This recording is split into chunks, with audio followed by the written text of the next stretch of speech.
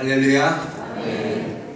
비 내린 후에 광선 같은 사랑으로, 또 돋는 해의 아침빛 같은 사랑으로, 죽음보다 강한 사랑으로 우리를 사랑하시는 하나님을 찬양합니다.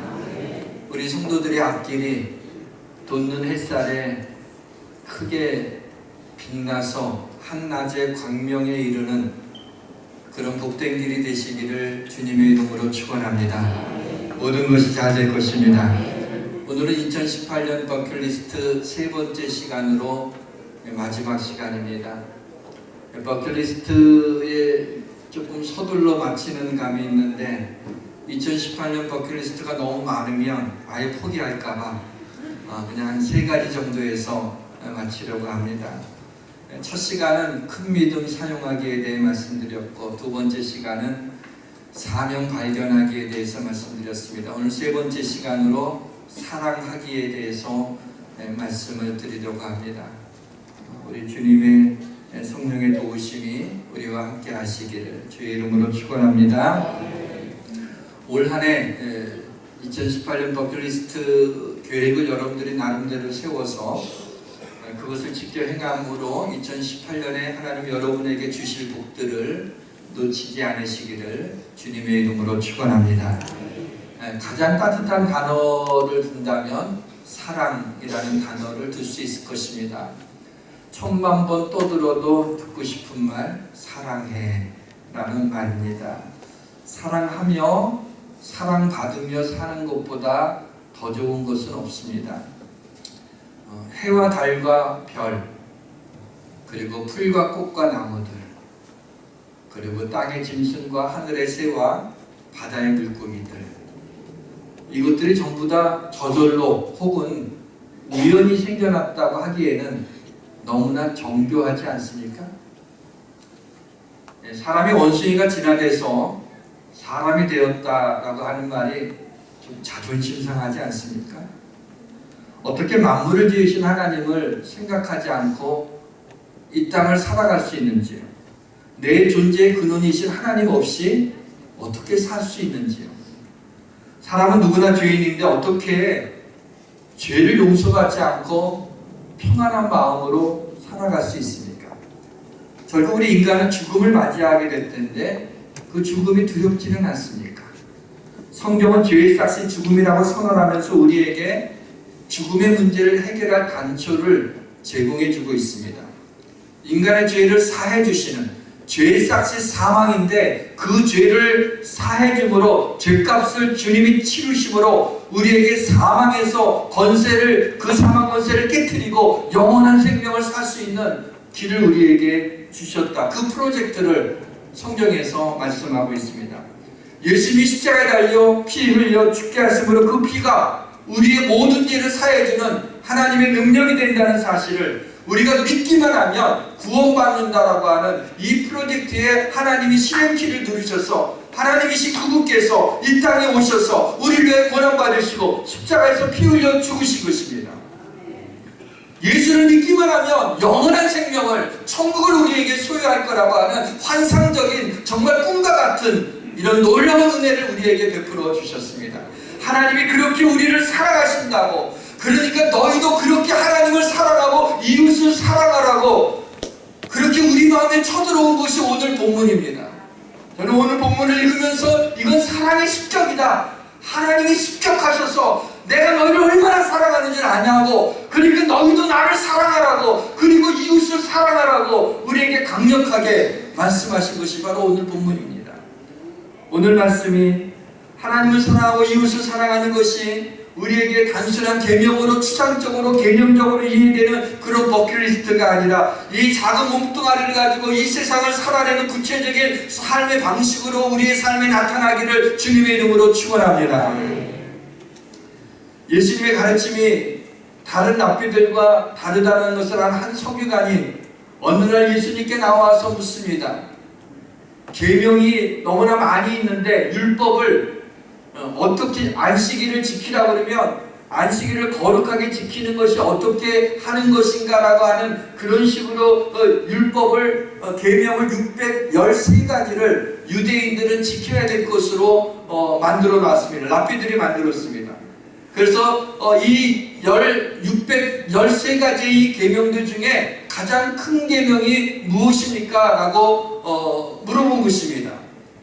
그때 예수님께서 첫째 되는 계명은 하나님 내 마음을 다하고 목숨을 다하고 뜻을 다하고 힘을 다하여 주 너의 하나님을 사랑하라 하는 이것이요, 둘째는 이것이니 너희가 내 이웃을 너 자신과 같이 사랑하라 하는 이것이니라 라고 말씀하십니다.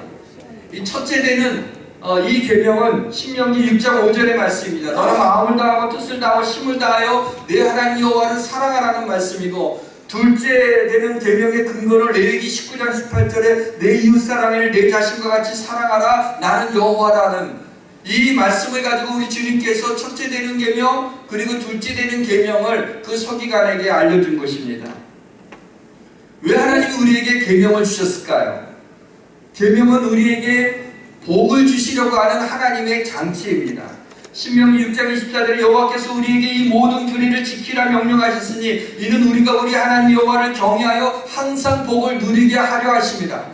하나님이 우리에게 항상 복을 누리게 하시기 위하여서 우리에게 계명을 주며 그 계명을 지킴으로 하나님을 경외하라고 말씀하신 것입니다. 우리의 마음을 불편하게 하려고, 우리 어깨를 무겁게 하려고, 우리를 좀 자유를 앗아가려고 하나님이 우리에게 계명을 지키라고 한 것이 아니라 우리가 알고 항상 복을 누리며 이 땅을 살아가게 하시려고 하나님이 우리에게 계명을 주신 걸 믿으시길 바랍니다. 무려 구약의 세 군데나 똑같은 말씀이 나와요. 출애굽기 20장 6절, 신명기 5장 10절, 신명기 7장 9절. 저는 성경을 읽다가 이렇게 반복되는 걸 보고 놀랐는데 거기에 이런 말씀이 나옵니다. 나를 사랑하고 내 계명을 지키는 자에게는 천대까지 은혜를 베푸시느니라. 나를 사랑하고 그리고 계명을 지키면 천대까지 은혜를 베푸시라. 하나님이 우리를 얼마나 사랑하시는지, 우리에게 얼마나 복을 주시고 싶어 하시는지, 우리에게 얼마나 은혜를 베풀고 싶어 하시는지, 우리와 우리 자손에게만 아니라 천대까지, 아니 그 말은 영원토록 우리에게 은혜를 베풀어 주신다라고 이렇게 말씀하고 있으니 그 하나님의 빅마인드를 여러분 짐작하시겠습니까? 사랑하는 성도 여러분, 첫째 되는 계명 그리고 둘째 되는 계명이 중요한 이유는 하나님을 경외하여 항상 복을 누리게 하고 천대까지 은혜를 베푸시는 하나님의 은혜를 우리 자손이 누리게 되기 때문임을 믿으시고, 이와 같은 주의 계명을 즐거운 마음으로 지키시기를 주님의 이름으로 축원합니다. 2018년 버클리스트 이 사랑하기, 이 땅에서 가장 축복된 삶을 살기 위해서 어떻게 인생을 살아가야 될 것인가 라고 하는 것을 말씀하고 있는 게 오늘 본문인 것입니다. 먼저 하나님 사랑하기에 대해서 말씀드립니다. 오늘 이런 구조로 말씀드릴 거예요. 첫째는 하나님 사랑하기. 그래서 왜 하나님을 사랑해야 되는지, 그 다음에 how, 어떻게 하나님을 사랑할 수 있는지. 둘째가 이웃 사랑하기입니다. why, 왜 이웃을 사랑해야 되는지, how, 어떻게 이웃을 사랑할 수 있는지, 이런 구조에 대해서 말씀을 나누도록 하겠습니다. 왜 하나님을 사랑해야 됩니까? 하나님이 나를 사랑하시기 때문입니다. 하나님이 나를 사랑하신다는 걸 어떻게 알 수 있습니까? 갈라디아서에 보게 되면 나를 사랑하사 나를 위해 자기 몸을 버리신 하나님의 아들을 믿는 믿음 안에서 사는 것이다. 나를 사랑하사 나를 위해서 자기 자신을 버리신, 얼마나 놀라운 일입니다. 나를 사랑하시는데 바로 나를 위해서 자기 자신을 버리실 정도로 우리를 사랑하신다. 계시록에 보게 되면 우리를 사랑하사 그의 피로 우리 죄에서 우리를 해방하시고, 나를 사랑하셔서 그의 피로 우리 죄에서 해방하시다. 우리가 아직 죄인 되었을 때 그리스도께서 우리를 위하여 죽으심으로 우리에게 대한 자기의 사랑을 확증하셨다고 하는 잘 아는 말씀이 나와요. 죄인된 우리를 위하여 우리 주님이 우리를 위해 죽으심으로 우리에게 대한 사랑을 말씀해 주셨어요. 저는 오늘 304장 우리 찬송 불렀는데 항상 3절 부를 때마다 저에게 언제나 떠오르는 생각이 있어요. 하늘을 두루마리로 삼고 바다를 먹물로 삼아 기록해도 다 기록할 수 없네. 하늘을 두루마리로 삼는다는 건 어느 정도 좀 이해가 돼요. 하늘 눈에 보이니까. 그런데 바다를 먹물로 삼으시고 그것을 하나하나 찍어갖고 그 사랑을 기록하는데 그래도 그 사랑을 기록할 수 없다. 안 놀라시는군요. 바다를 먹물로 삼아서 기록하는데 그걸 하나님의 사랑을 다 기록할 수 없어요. 그래서 내가 야 오바다 이거. 하나님의 과장법도 너무 심했다. 그렇게 생각했어요. 그러다가 갑자기 과장법이 아니다. 이건 진짜구나. 내가 생각을 못해서 그렇지 알 수 없지만 하나님의 나를 사랑하시는 것은 바다를 먹물로 5대양 곱하기 100을 해도 하나님의 사랑을 다 기록할 수 없겠구나. 왜? 이런 죄인된 우리를 위하여 당신의 생명을 당신의 아들을 아끼지 않고 우리에게 주시고 여러분 누구를 사랑하는데 여러분 아들 아끼지 않고 죽일 수 있어요? 상상도 할 수 없는 하나님은 그 일을 행하셨어요. 우리를 그렇게 사랑하신다. 왜 하나님 사랑하느냐고요? 또 하나 좀 실제적인 하나님을 사랑해야 될 이유가 있습니다. 우리 인생에서 당할 수 있는 모든 일이 있어요. 인생을 살다 보게 되면 어떤 일들이 푹 들어옵니다. 뭐냐면 예기치 않았던 어려움이 들어와요. 생각지 못했던 고난이 와요.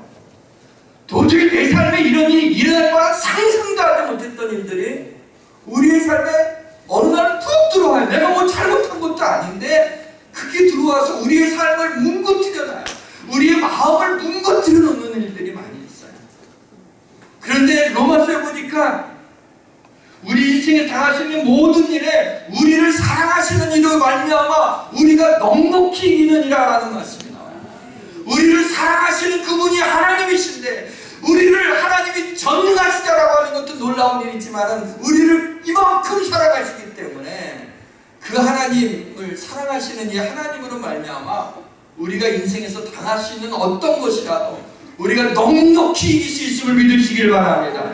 우리를 이 하나님의 사랑에서 끊을 수 있는 게 없어요. 우리는 연약해서 하나님의 사랑을 붙잡지만은 때로는 우리가 연약해서 우리의 하나님을 붙잡고 있는 손이 그만 맥이 풀려갖고 놓을 때가 있어요. 하나님의 사랑을 의심할 때가 있어요. 우리의 믿음이 연약해질 때가 있어요. 아니 하나님이 정말 계시기는 한 것인가라고 하는 근본적인 의문이 들 때도 우리에게는 일어날 수가 있어요. 그 이상한 일이 아니어요. 하나님이 안 보이시니까. 그런데 하나님은 우리를 붙드시는데 하나님의 붙드시는 손길은 절대로 우리를 놓지 않습니다. 꽉 붙잡고 하나님의 파워로서 우리의 인생길 가는 동안 우리를 포기하지 아니하시고 우리를 붙잡으시고 가는 걸 믿으시길 바랍니다. 그래서 바울이 고백해요. 누가 우리를 그리스도의 사랑에서 끊으리요? 환난이나 공고나 박해나 기근이나 적신이나 위험이나 칼이랴? 사망이나 생명이나 천사들이나 권세자들이냐? 현재이나 장래이나 능력이나 높음이나 기쁨이나 어떤 다른 피조물이라도 우리를 우리 주 예수 그리스도 안에 있는 하나님의 사랑에서 끊을 수 없느니라. 끊을 수 없느니라. 어떤 것도 사단도 끊지 못합니다. 어떤 것도 끊지 못합니다. 그렇게 하나님의 끊을 수 없는 이 하나님의 놀라운 정말 1억만 볼트의 그 하나님의 뜨거운 사랑의 전류가 우리를 감전시켜서 그 하나님의 사랑으로 이 땅의 어떤 고난도 이 땅에 어떤 닥치는 어떤 힘든 일도 우리가 넉넉히 이김을 믿으시길 바랍니다. 그 믿음을 갖고 나가면 하나님이 우리의 삶의 고난 덩어리를 축복 덩어리를 바꾸시고 슬픔을 기쁨으로 바꾸시는 하나님의 역사 기적이 일어날 걸 믿으시기를 바랍니다. 믿기 싫으면 그만두고요. 사랑하는 성도 여러분, 하나님의 사랑에서 끊어지지 않는 날, 하나님이 우리를 모든 일에서 넉넉히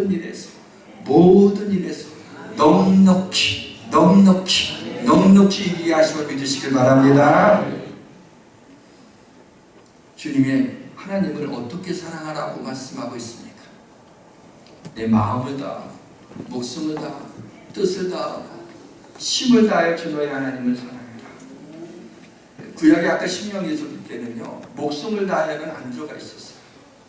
주님이 아니 마음을 다하여 이거 하나만으로도 다 되는 건데 마음을 다하고 거기다 목숨을 다하고 뜻을 다하고 힘을 다하여 주 너의 하나님을 사랑하라고 하나만 있어도 버거워 죽겠는데 우리가 꼼짝 못하게 하면서 마음을 다하여 하나님을 사랑하라고 그랬어요. 왜 그랬을까? 그것은 우리 마음에 틈이 생기면 사단이 들어와서 우리를 넘어뜨릴 수 있기 때문에 하나님이 마음에 틈이 생기지 않게 마음을 다하여 다 소진해서 하나님을 사랑하는 거예요. 에베소서에 보게 되면 마귀에게 틈을 주지 말라. 그러니까 마귀는 언제 들어오냐? 틈을 타서 들어와요. 마귀가 틈을 타서 들어와요. 그렇기 때문에 그 틈을 주지 않기 위해서는 하나님을 사랑하되 마음을 다해서 하나님을 사랑해야 돼요. 그렇게 그만큼 우리 마음이 연약합니다. 틈이 생기기 쉽기 때문에 우리 주님께서 마음을 다하여 목숨을 다하여 뜻을 다하여 힘을 다하여 주 너의 하나님을 사랑하라고 하신 거예요. 사랑하는 성도 여러분, 마음을 다해서 하나님을 사랑함으로 세상의 유혹들 많지요. 게임과 도박과 포르노와 술과 담배와 그 외에 우리로 하여금 하나님의 사랑에서 떨어지게 하는 그 모든 유혹에서 그 유혹들을 이길 수 있기를 주님의 이름으로 축원합니다. 또 하나님을 어떻게 사랑할 수 있습니까? 그의 계명들을 지킴으로 사랑합니다. 하나님을 사랑하는 것은 이것이니 우리가 그의 계명들을 지키는 것이라. 그의 계명들은 무거운 것이 아니로다. 하나님을 사랑하는 것은 이것이라 그랬어요. 다 우리의 주의를 끄게 만들어요. 그러면서 그의 계명들을 지키는 게 하나님을 사랑. 하나님이 우리를 사랑하는 것은 십자가에서 피 흘려 죽으시는 죽음으로 우리에게 대한 사랑을 보여줬어요. 여러분 하나님을 어떻게 사랑하세요? 이것도 물어봐야겠네요. 하나님 사랑하십니까? 네, 안 사랑하는 분한테 물어보게 되면 좀 이상하니까. 네, 하나님 다 사랑하시는 어떻게 사랑하시죠? 하나님이 우리 사랑하는 건 너무 명확하잖아요. 생명을 주셨다니까요. 우리가 하나님을 어떻게 사랑하고 있어요? 저도 생명을 줄 수 있나요? 어떻게 사랑하십니까? 이게 바로 그의 계명들을 지키는 것입니다. 근데 그의 계명들을 우리는 어떻게 생각해요? 무겁게 생각하잖아요. 하나님 율법, 계명, 말씀을 좀 무겁게 생각하는데 그걸 눈치챘어요, 하나님이. 그래서 그것은 무거운 것이 아니다 하면서 무거운 게 아니라고 얘기하고 있어요. 그래서 요한복음 14장 15절에 답이 나오더라고요. 너희가 나를 사랑하면 나의 계명을 지키리라. 하나님을 사랑하는 게 계명을 지키는 거예요. 하나님을 사랑하는 게 계명을 지키는 거고, 계명을 지키기 위해서는 하나님을 사랑하는 거예요. 사랑하는 사람이 하는 얘기들은 자주 우리가 애기가 있어요. 애가 물 그러면 뭐야? 오! 가서 물을 탁 떠다줘요. 근데 징그러운 남편이 물 그러고 넌 손이 없네, 발이 없네, 눈이 없네, 네가 떠다먹어. 그만 좀 부려먹어. 그렇잖아. 사랑이 그 애기만큼은 안 되는 거죠. 그런데 그래도 사랑하게 되면 뭐예요? 우리 큰애기도 갖다 줘야지. 사랑하면 안 힘들어요. 근데 사랑 안 하면 그것처럼 힘든 게 없어요. 그 말 지키는 게 너무 힘들어요. 사랑하는 성도 여러분, 우리가 마음을 다해서 하나님을 사랑하는 게 뭐냐? 구체적으로 그의 말씀을 지키는 거예요. 여러분 하나님을 사랑하시면 그의 말씀을 지키는 것이 어렵지 않음을 믿으시길 바랍니다. 네. 이제 두 번째로 이웃 사랑하기에 대해서 말씀드리겠습니다. 그래도 하나님 사랑하는 거는 자존심 상할 것도 없고 그냥 마음 다해서 말씀대로 살려고 애쓰면 돼요. 그렇게 어려운 거 아니에요. 왜냐하면 하나님이 너무 우리를 너무 사랑하셨기 때문에 그 사랑의 빛을 우리가 너무 졌기 때문에 하나님을 사랑한다고 아무리 고백하고 하나님을 위해서 뭘 해도 그 하나님이 날 사랑한 거에 미치지를 못하니까 하나님을 사랑하는 건 억울할 게 없는데 이웃 사랑하는 건 이건 좀 만만치가 않아요. 왜 이웃을 사랑해야 될까요? 오늘 본문에서 내 이웃을 내 자신과 같이 사랑하라. 그냥 이웃 사랑하라 그러면은 우리 마음에 나름대로 이렇게 기준을 가지고 사랑할 거 아니에요. 근데 내 자신과 같이 사랑하라고 하고 있는 게 또 무거워요. 우리 새끼는 내 자신같이 사랑하잖아요. 근데 새끼. 이놈이 뭐 내 생명이죠. 내 자식을 사랑하는 거 내 자신같이, 아니 나보다도 더 사랑할 수 있죠. 근데 여러분 이웃을 이렇게 사랑했어요. 옆에 사람을 사랑할 수 있어요. 여러분 자신처럼? 이거는 만만치가 않은 일이에요. 어떻게 이웃을 주님이 좀 너무하실 때가 많아. 그냥 사랑하라 하는 것도 내가 버거운데 내 자신과 같이 사랑하라고 한계를 딱 지어넣어 주시니까 우리가 가슴이 벅차요. 가슴이 벅찬데 가슴 벅찬 마음으로 이것을 감당할 수가 있어요. 자, 어떻게 할 수 있느냐? 우리는 사랑의 빚진 자들이기 때문에 그래요. 태어날 때부터 사랑의 빚을 지고 태어납니다. 하나님이 모태에서부터 우리를 조직하시고 우리 형질이 이루어지기 전에 우리를 아셨다라는 말씀이 구약에 나와요. 여러분 모태에서 아기를 가진 임산부가 하는 일이 뭐 있어요? 먹는 것밖에 더 있어. 애를 위해서.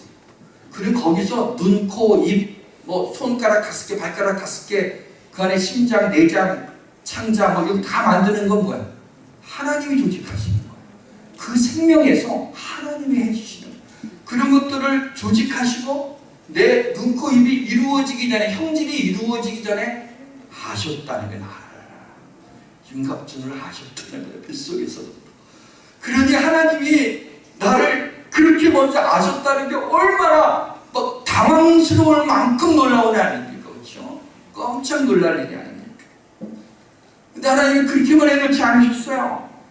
하나님의 사랑을 듬뿍 받고 태어난 이 생명을 하나님이 부모를 통해서 지속적인 사랑과 돌봄으로 그 어린 생명을 보호하면서 자라나게 하신 거예요. 그래서 그냥 보면은 이쁘게 하신 거예요. 안 이쁘고 징그럽기만 하면 어떻게 키울 수 있겠어요? 어떻게 똥기저귀를 갈 수 있겠어요? 그냥 이쁜 거예요. 그 냄새 맡아도 좋아. 딴 사람들은 탁 하고 있지만 자기한테는 향기예요. 그게. 왜? 그냥 이뻐요. 모든 게 다 이뻐요. 언제까지? 죽을 때까지 사랑하게 되는 거예요. 하나님이 그런 마음을 주셨어요. 그래서 그 생명이 이 땅을 살아갈 수 있도록 하신 거예요. 그 사랑을 느끼며 살아갈 수 있게 하나님이 그렇게 본능이라는 걸 우리 심장 옆에다가 그냥 이식해 놓으신 거예요. 그래서 우리가 자녀들을 사랑하고 결혼해도 애프터 서비스를 하면서 사랑할 수가 있는 거예요. 근데 우리는 하나님에게만 아니라 부모님에게서 엄청난 사랑의 빚을 지게 된 겁니다. 그렇기 때문에 이것을 왜 이럴까? 하나님이 이 사랑의 빚을 갚으면서 인생을 살아가는 거라고 하는 하나님의 레슨인 것 같습니다. 그래서 하나님이 이웃을 내 자신과 같이 사랑하라고 우리에게 말씀해 주신, 사랑하며 이 땅을 살아가라고 말씀하신 것입니다. 이웃을 사랑해야 되는 또 하나의 이유는 주님의 명령이기 때문입니다. 새 계명을 너희에게 주노니 서로 사랑하라. 내가 너희를 사랑한 것 같이 서로 사랑하라. 내가 너희를 사랑하는 것처럼 너희를 좀 비슷하게나마 사랑하라고 하지 않고 사랑하라 그랬어요. 이웃을 사랑해야 되는 결정적인 이유가 있어요. 이웃을 사랑하는 게 하나님을 사랑하는 것이기 때문이에요. 여러분, 앞서서 하나님을 어떻게 사랑할 수 있다 그랬어요. 계명을 지키는 게 하나님을 사랑하는 거라 그랬잖아요. 로마서 13장에 보게 되면 남을 사랑하는 자는 율법을 다 이룬 거라는 말씀이 나와요. 간음하지 말라, 살인하지 말라, 도둑질하지 말라, 탐내지 말라, 그 외에 다른 계명이 있을지라도 내 이웃을 내 자신과 같이 사랑하라 하신 그 말씀 가운데 다 들어있다고 말씀하고 있습니다. 자, 여기에서 이제 답이 나와요. 이 묻는 사람은 613가지 이 계명 중에 가장 큰 계명이 무엇냐고 물어봤는데, 우리 주님께서는 하나님 사랑하고 이웃 사랑하는데 첫 번째하고 두 번째가 아니라 그 모든 계명들을 다 포함한 거예요. 십계명에 첫째부터 네 번째까지 계명은요, 우상을 섬기지 말고 여호와 하나님의 이름 망령되이 여기지 말고 나 외에 다른 신을 두지 말라. 이건 전부 다 하나님을 사랑하면 다 해결되는 문제예요. 하나님 사랑하면 지키는 거예요. 그 다음에 내 부모를 공경하라고 쭉 나와서 마지막 10번째까지 계명은 뭐예요? 살인하지 말라, 도둑질하지 말라, 내 이웃의 것을 흉내지 말라고, 간음하지 말라고. 그 사람을 사랑하면 그렇게 못하지. 사람을 사랑하게 되면 그 율법을 다 지킬 수 있어요. 그러니까 이웃을 사랑하는 거는 율법을 다 지키는 거예요. 그럼 이웃을 어떻게 사랑합니까? 구체적으로 어떻게 사랑할 수 있어요? 다른 사람의 허물을 덮어주는 게 이웃을 사랑하는 연습이에요. 자문을 보게 되면 마음은 다툼을 일으켜도 사랑은 모든 허물을 가리우느니라. 미움이 다툼을 일으켜, 마음이 아니라 미움은 다툼을 일으키는데 사랑은 허물을 가리워줘요. 저는 하나님 앞에 서게 될 때마다 하나님의 거룩한 눈동자를 저를 보게 되면 얼마나 흠과 점이 많이 있겠어요. 하나님이 쓰시고 싶지 않을 것 같아요. 야 이놈아 하고 엉덩이 칠 것 같아요. 그러나 언제나 하나님이 건강을 주시고 은혜를 주시고 세워주세요. 허물을 가려주세요. 우리 성도들이 앞에서 제가 설 수 있는 것도 정말 허물이 많은 사람이에요. 여러분들이 사랑하는 그 마음으로 가려주는 거예요. 그 은혜를 제가 알죠. 이 얼마나 놀라운 은혜입니까? 베드로전서에는 무엇보다 뜨겁게 서로 사랑하지 이 사랑은 허다한 죄를 덮는, 심지어는 죄도 뜨거운 사랑으로 덮어줘요. 사랑하기 때문에 허물을 덮어줄 수 있어요. 여러분 누군가의 갑자기 뒷담화하지 마세요. 그 집에서 그거 가요. 이러지 마세요 제발.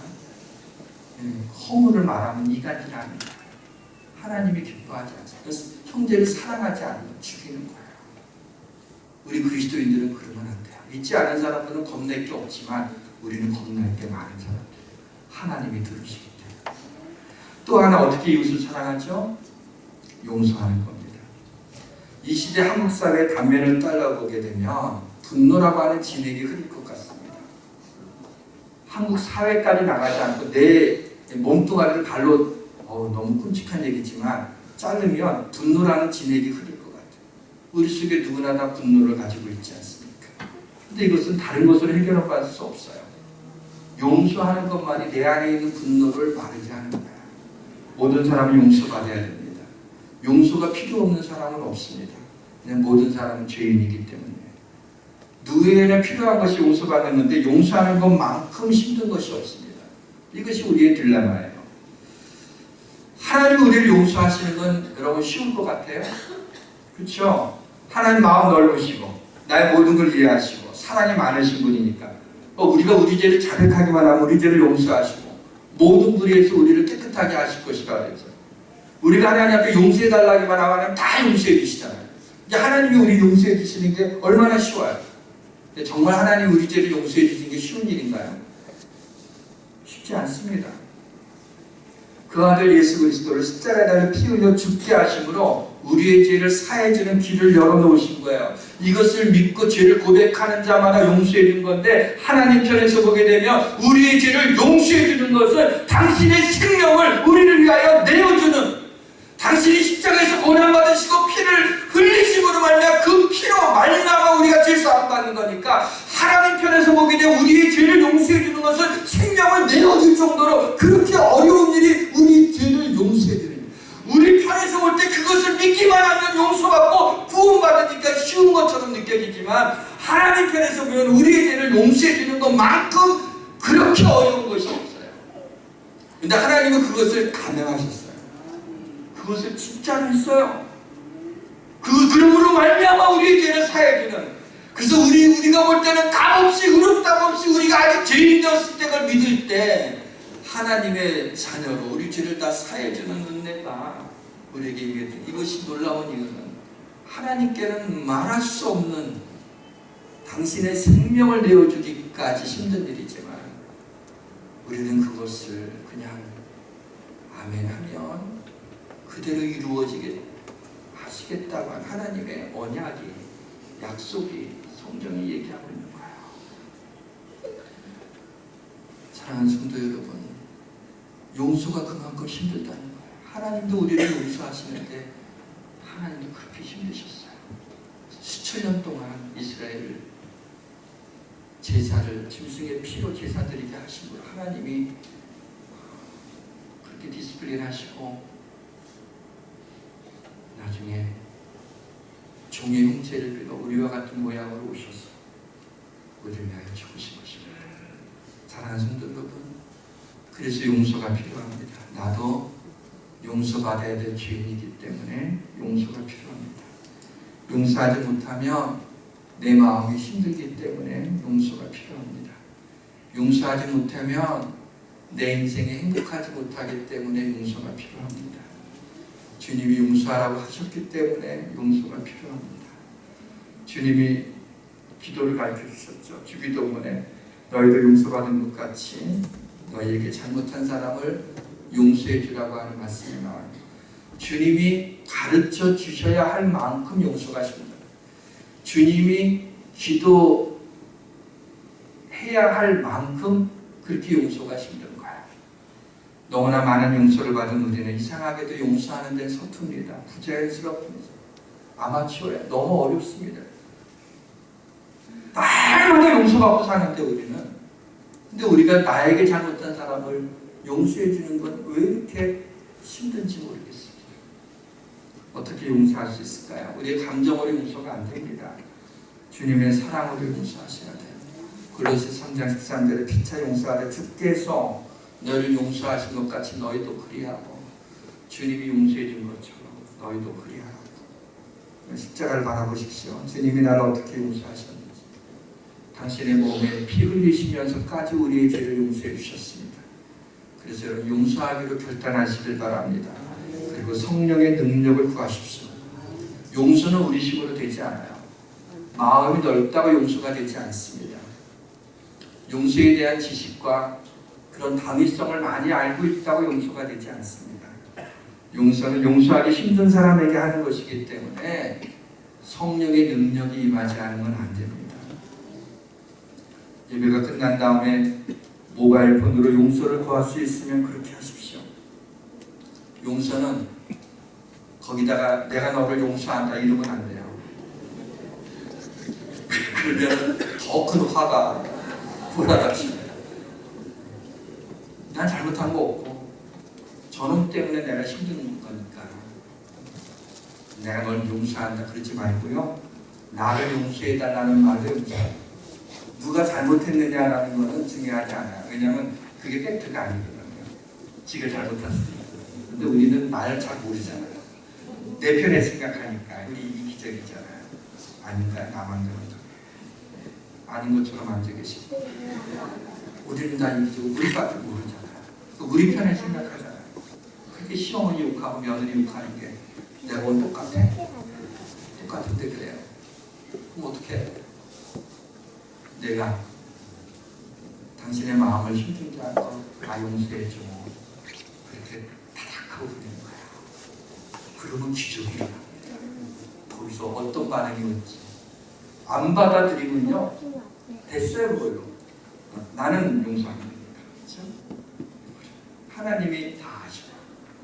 그 사람의 반응이 중요하잖아요. 그리고 나서 일자가 없어지나 안 없어지나 그렇게 보고 그러지 마세요. 그냥 그러면 된 거야. 하나님 그렇게 하라고 하면 했으면 된 거야. 거기에다 그거 보고 있으면 안 돼요. 아니면 나는 카톡으로는 도무지 용기가 안 나. 손이 떨려서 못하겠어. 그러면 이메일로 하세요. 그건 안 되면 전화로 용서를 받아. 아니면 만나서 말을 하다. 나는 그 모든 걸 못하겠다 그러면 그냥 기도로 기도하면 마음으로 용서하시길 바랍니다. 용서는 선택이 아니라 순종이에요. 용서하라는 하나님 말씀에 명령에 순종하시길 바랍니다. 그리고 나에게 섭섭하게 한 사람에 대해서 은혜를 베푸십시오. 그 용서가 명사로 사용할 때 헬라어로 아페시스란다. 아페시스. 그런데 이 아페시스의 동사형은 아피에마. 이 자가 사실은 아니에요. 아피에마예요. 내가 다시 한번 봤는데 아피에마이지만 용서라는 명사가 할 때는 아피시스인데 동사가 할 때는 아피에마가 동사예요. 아피에마가. 그런 독특한 게 있어요. 이거 보고 깜짝 놀랐는데 성경에 용서하다라고 하는 단어를 아피에마로 쓰고 있지 않아요. 까라조마이라는 단어를 써요. 까라조마이라는 뜻이 뭐냐면 은혜를 베푼다는 뜻이에요. 이게 문법상 이게 말이 안 되는데 용서가 명사로 있을 때는 에피에마인데 아피에마인데 명사로 있을 때는 동사는 이 명사의 동사형이 아니라 까라조마이라고 하는 다른 동사를 쓰고 있다는 용서하다는 거. 은혜를 베풀다는 용서. 용서가 우리 마음에 들어와서 움직이지 않으면 명사예요. 명사는 움직이지 않는 게 명사예요. 동사는 뭐냐? 움직이는 게 동사예요. 무슨 글씨가 같으네요. 움직이는 게 동사예요. 그러니까 우리가 용서가 우리 마음의 명사로 머물러 있는 사람들이 대부분이에요. 크리스찬. 근데 용서하다라고 하는 동사로 움직이게 되는 건 까라조마예요. 어떤 걸로요? 은혜를 베푸는 거예요. 주님이 우리를 용서하신 것도 뭐죠? 용서받을 만한 자격이 있어서 용서해 주신 게 아니라 용서받지 못할 죄인인데 용서해 주셨어. 그래서 은혜라고 하는 거예요. 우리가 누군가를 용서해 줄 때 그 사람이 싹싹 빌어도 될까 말까 이게 아니라 그 사람이 용서받을 만한 자격이 있느냐 없느냐의 문제가 아니라 은혜를 베푸는 거예요. 그게 용서하다. 사랑하는 성도 여러분, 용서하시기 힘들죠. 저도 힘듭니다. 그런데 은혜를 베풀어 주십시오. 받을 자격이 없는 자에게 베푸는 게 은혜. 이미 당신은 하나님으로부터 그 은혜를 입지 않았습니까?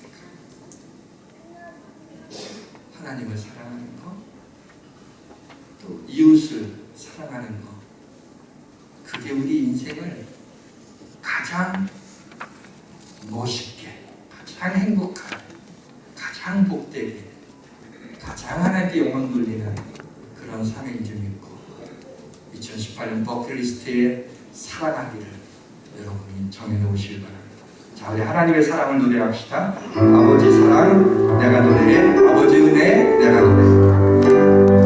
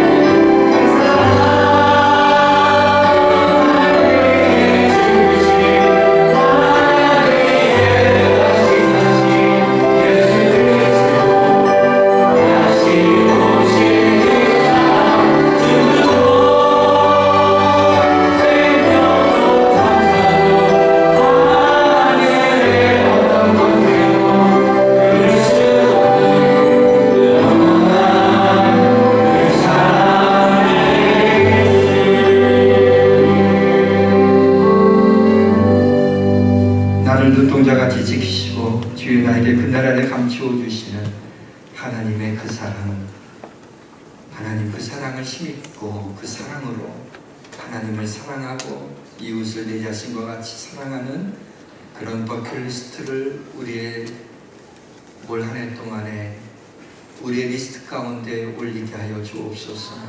예수님의 이름으로 기도합니다.